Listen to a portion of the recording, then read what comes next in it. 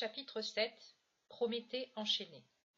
Sur le sentier raide, couvert par endroits de broussailles épaisses, coupé par les pierres énormes tombées du mont Caucase, un groupe chemine.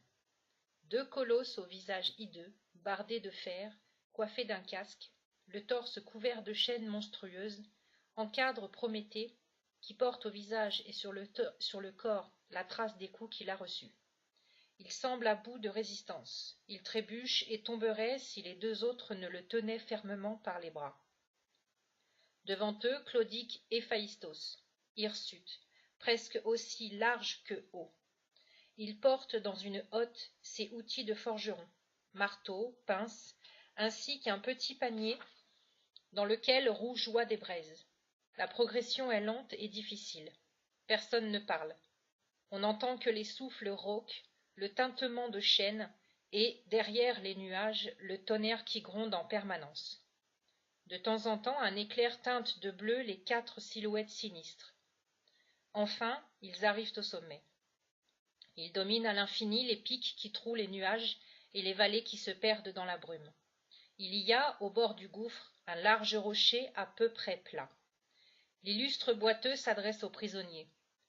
Prométhée, c'est à ce rocher, au sommet du mont Caucase, face au précipice, que je dois sceller ces chaînes. Je les refermerai sur ton corps nu, et nul ne pourra les détruire. Zeus te condamne à rester là pour l'éternité. Héphaïstos, comment peux-tu enchaîner ainsi de force un immortel, un membre de ta famille? Le dieu forgeron fronce ses sourcils en broussailles, on ne voit presque plus ses yeux. Mon cœur saigne, je souffre de tes souffrances, Prométhée, mais je dois le faire. J'obéis au Père des dieux. J'ai déjà subi sa colère, je ne tiens pas à ce qu'il me jette encore une fois du haut de l'Olympe.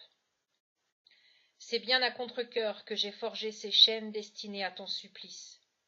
Mais ce sont les ordres de Zeus. Voilà ce que tu as gagné à vouloir être le bienfaiteur des hommes. Pourquoi as-tu dérobé le feu divin pour le leur offrir, malheureux? Prométhée serre les dents et tente de se dégager de la poigne des deux géants. Il hurle. Avant que je leur apporte le feu, les pauvres hommes étaient les êtres les plus faibles qui soient. Ils sont devenus des créatures supérieures aux bêtes grâce à moi. Le feu qu'ils savent manier à présent, n'est-ce pas ce qui distingue les hommes des bêtes? Zeus a-t-il peur de la puissance que le feu donne aux hommes? Zeus n'admet pas ta désobéissance, Prométhée, c'est tout, il n'a peur de rien. Pourtant il devrait avoir peur. Pourquoi dis-tu cela? Pour régner, Cronos a dû réduire Ouranos, mon grand-père, à l'impuissance. Zeus n'est devenu ce qu'il est qu'après avoir, avec mon aide, éliminé son père. Mais Cronos a prononcé la malédiction. Un fils viendra à Zeus qui prendra sa place. Il en est ainsi chez les dieux. Le fils détruit le père pour régner. Quoi? Que dis-tu, Prométhée? Je dis ce que je sais. Ne m'appelle donc pas le prévoyant. Ce fils est-il conçu déjà? Non, mais le roi des dieux convoitera sa femme. Elle prendra place tôt ou tard dans la collection de ses maîtresses. Qui est-elle? Une femme? Une déesse? Quelle naïveté, Phaïstos! Crois-tu que je vais te le dire? Que Zeus le devine? Qu'il crève des mains de son fils ou qu'il me délivre? Je ne dirai rien. L'attente de sa chute me donnera la patience de supporter son injustice. Ne sois pas insolent, Prométhée, je risque quoi de plus que d'endurer, face au ciel, agrafé sur un rocher, des souffrances infinies et l'infamie d'être un dieu torturé par un autre dieu? Et tout cela pour avoir dérobé le feu et l'avoir offert aux hommes? Il a jugé mon acte sacrilège, car autour du feu, les hommes se sont groupés pour fonder des familles, et Zeus ne veut pas que l'on dise père à un autre que lui. Il devient fou à l'idée qu'un être aussi vil qu'un homme puisse avoir de l'autorité sur quoi que ce soit. Il veut être le seul à avoir du pouvoir. Il veut que l'homme demeure esclave. Personne ne doit être indépendant, hormis lui. N'as-tu pas inventé la femme, cette créature perfide, pour entraver l'homme? Zeus est un tyran. Regarde les deux serviteurs qui gardent son trône et qu'il a chargé de venir me capturer, afin de m'emmener jusqu'ici. Kratos et Bia, domination et force. Ah, ils sont beaux. Des brutes au crâne creux qui s'expriment en grognant, incapables de rien faire d'autre que de cogner. Voilà sur qui il appuie son pouvoir. Je te le dis, Héphaïstos, je méprise la petitesse de Zeus, son manque de générosité. Les hommes étaient des créatures fragiles, sans aucune chance de survie. Je devais leur offrir cette chance. Zeus n'est pas d'accord, mais cela m'est égal, je ne regrette rien. Héphaïstos, le fils de Zeus et d'Héra, a écouté parler Prométhée tout en soudant des chaînes monstrueuses aux anneaux qu'il scelle au rocher.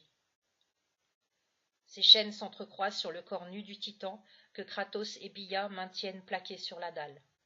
Héphaïstos souffre d'obéir à son père, mais il effectue parfaitement la tâche qui lui a été confiée.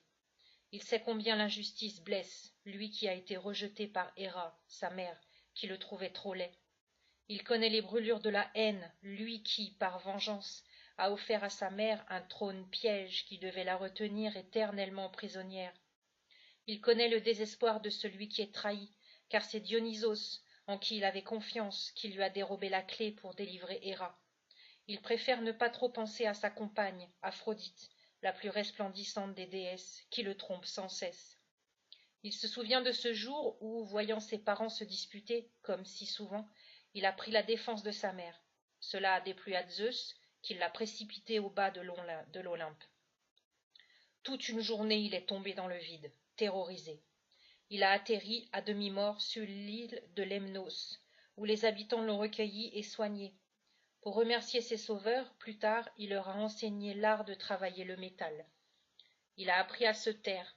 Il trouve l'oubli et la paix dans la création de bijoux, de palais somptueux pour les dieux. Plus tard, il fondera des armures merveilleuses pour des humains exceptionnels, comme Achille. Voilà, ma tâche est terminée.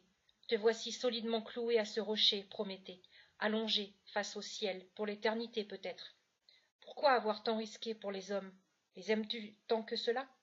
Je me sens plus proche des hommes que des dieux. D'ailleurs, Zeus, en leur interdisant les bienfaits du feu, ne veut-il pas les éliminer, comme il a éliminé les titans? Mais qu'attends-tu des hommes? Je pense qu'avec le feu, maître de tous les arts, les hommes feront de grandes choses. Ils étonneront les dieux. Héphaïstos est surpris. Même moi qui suis le maître du feu? Mais bien sûr, mon pauvre Héphaïstos, tu es maître du feu au service de Zeus. Tu forges des trônes, des armures, des flèches, des robots même, et des bijoux. Et je sais que c'est toi qui as forgé Pandore à la demande de Zeus. Mais les hommes, eux, feront mieux que toi. Ils travailleront pour eux.